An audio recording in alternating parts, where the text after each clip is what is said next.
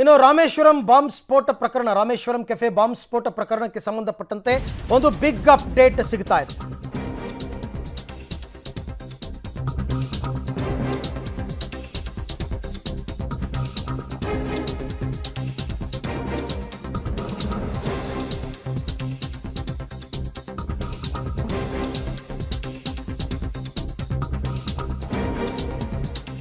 Rameswaram cafe bomb blast ಕೇಸ್ನಲ್ಲಿ ಇದೊಂದು big update. ಇದು ಮಿನಾಸ್ ಅಲಿಯಾಸ್ ಸುಲೇಮಾನ್, ಬಳ್ಳಾರಿಯವನು.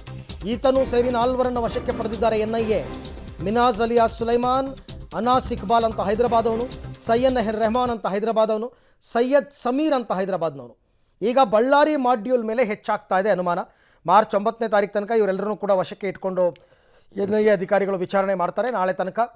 ಸೊ ಇದು 4 ಜನರಲ್ಲಿ ಇವರೇ ಡೈರೆಕ್ಟಾಗಿ ಬಾಂಬರ್ಗಳ ಅಂತ ಗೊತ್ತಾಗಿಲ್ಲ. ಆದರೆ ಬಾಂಬರ್ ಜೊತೆ ಇವರ ಲಿಂಕ್ ಏನು, ಈ ಮಾಡ್ಯೂಲ್ ಅಂತ ಏನೋ ಮಾಡ್ಕೊಂಡಿದ್ರಲ್ಲ ಬಳ್ಳಾರಿನಲ್ಲಿ, ಅದರ ಮುಖ್ಯವಾದಂತಹ ಅದನ್ನು ಮುಖ್ಯವಾಗಿ ಆಪರೇಟ್ ಮಾಡ್ತಾ ಇದ್ದವನೇ ಈ ಮಿನಾಸ್ ಅಲಿಯಾಸ್ ಸುಲೇಮಾನ್. ಈ ಬಗ್ಗೆ ಮತ್ತಷ್ಟು ಮಾಹಿತಿ ನನ್ನ ಕೊಲೀಗ ಮುರಳೀಧರ್ ಅವರಿಂದ ಪಡಿತಾ ಹೋಗೋಣ. ಮುರಳಿ, ಈಗ ಈ 4 ಏನು ಎನ್ಐಎ ವಶಕ್ಕೆ ಪಡೆದಿದ್ದಾರೆ, ಇವರುಗಳ ಮೇಲೆ ಇರತಕ್ಕಂಥ ಅನುಮಾನ ಏನು, ಜೊತೆಗೆ ಬಳ್ಳಾರಿ ಮಾಡ್ಯೂಲ್ ಮೇಲೆ ಯಾಕೆ ಅನುಮಾನ ಜಾಸ್ತಿ ಆಗ್ತಾ ಇದೆ?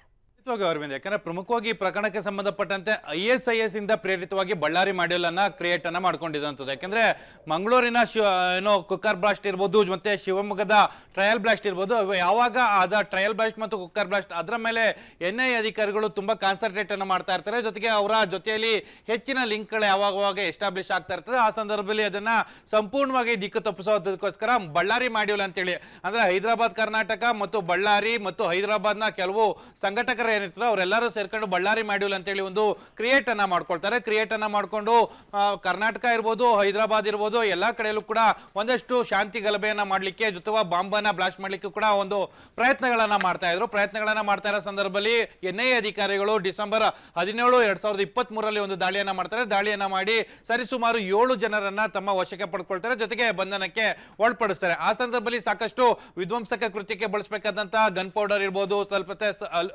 ಸಲ್ಪರ್ ಇರ್ಬೋದು, ಇವೆಲ್ಲಾನು ಕೂಡ ವಶಕ್ಕೆ ಪಡೆದುಕೊಂಡಿರ್ತಾರೆ. ಅದಾದ ನಂತರ ಒಂದಷ್ಟು ಜನ ತಪ್ಪಿಸ್ಕೊಂಡಿದ್ರು, ಅಂದ್ರೆ ಬಳ್ಳಾರಿ ಮಾಡ್ಯೂಲ್ನ ಒಳಗಡೆ ಇದ್ದಂತ ಒಂದಷ್ಟು ಜನ ತಪ್ಪಿಸ್ಕೊಂಡಿದ್ರು. ಆ ಪೈಕಿ ರಾಮೇಶ್ವರಂ ಕೆಫೆಯ ಲಿಂಕ್ ಇರಬಹುದಾ, ಯಾಕೆಂದ್ರೆ ತಪ್ಪಿಸ್ಕೊಂಡಂತ ಆರೋಪಿಗಳೇನಿದ್ದಾರೆ ಆರೋಪಿಗಳ ಪೈಕಿ ಯಾರಾದ್ರೂ ಬಂದು ಬ್ಲಾಸ್ಟ್ ಅನ್ನ ಮಾಡಿರ್ಬೋದಾ ಅನ್ನೋ ಅನುಮಾನಗಳು ಈಗ ಹೆಚ್ಚಾಗಿ ಕಾಡ್ತಾ ಇರೋ ಹಿನ್ನೆಲೆಯಲ್ಲಿ ಬಳ್ಳಾರಿ ಮಾಡ್ಯೂಲ್ ನಲ್ಲಿದ್ದ 4 ಏನಿದ್ರು 4 ಕೂಡ ಈಗ ಬಂಧನಕ್ಕೆ ಒಳಪಡಿಸಿರುವಂತದ್ದು. ಅಂದ್ರೆ 9ನೇ ತಾರೀಕು, ಅಂದ್ರೆ ಮಾರ್ಚ್ 9ನೇ ತಾರೀಕು ತನಕ ಕೂಡ ಅವರು ತಮ್ಮ ಬಾಡಿ ವಾರೆಂಟ್ ಮೇಲೆ ಪೊಲೀಸ್ ಕಸ್ಟಡಿಯಲ್ಲಿ ಇರ್ತಾರೆ. ಪೊಲೀಸ್ ಕಸ್ಟಡಿಯಲ್ಲಿ ಇದ್ದ ಸಂದರ್ಭದಲ್ಲಿ ಅವರಿಂದ ಯಾರ್ಯಾರು ತಪ್ಪಿಸ್ಕೊಂಡಿದ್ರು, ಜೊತೆಗೆ ಅವರ ಲಿಂಕ್ ನಲ್ಲಿ ಇದ್ದಂತವ್ರು ಯಾರ್ಯಾರು, ಎಲ್ಲಾ ಮಾಹಿತಿಯನ್ನು ಕಲೆ ಹಾಕ್ಲಿಕ್ಕೆ ಈಗ NIA ಅಧಿಕಾರಿಗಳು ಈ ಕ್ರಮವನ್ನು ಕೈಗೊಳ್ತಾ ಇರೋದು. ಸದ್ಯಕ್ಕೆ NIA ಅಧಿಕಾರಿಗಳು ಆ 4 ಅತಿ ಹೆಚ್ಚಿನ ವಿಚಾರಣೆಯನ್ನು ಮಾಡ್ತಾ ಇದ್ದಾರೆ. ಜೊತೆಗೆ ಮೊದಲು ಅನುಮಾನ ಪಟ್ಟಿದ್ದಂಥದ್ದು ISIS ನ ಲಿಂಕ್ ಇರ್ಬೋದು, ಶಾರಿಕ್ ಇರ್ಬೋದು, ಅಥವಾ ಮಾಜ್ ಇರ್ಬೋದು, ಮುನೀರ್ ಮಾಜ್ ಇರ್ಬೋದು ಅಂತೇಳಿ ಸಾಕಷ್ಟು ಅನುಮಾನಗಳನ್ನ ವ್ಯಕ್ತಪಡಿಸಲಾಗಿತ್ತು. ಆದ್ರೆ ಅವರಿಬ್ರು ಕೂಡ ಈ ಪ್ರಕರಣಕ್ಕೆ ಯಾವುದೇ ರೀತಿಯ ಸಂಬಂಧ ಇಲ್ಲ ಅನ್ನೋದು ಗೊತ್ತಾದ ಬಳಿಕ ಈಗ ಬಳ್ಳಾರಿ ಮಾಡ್ಯೂಲ್ನ ಮಿನಾಜ್ ಇರ್ಬೋದು, ಜೊತೆಗೆ ಸೈಯದ್ ರೆಹಮಾನ್ ಇರ್ಬೋದು,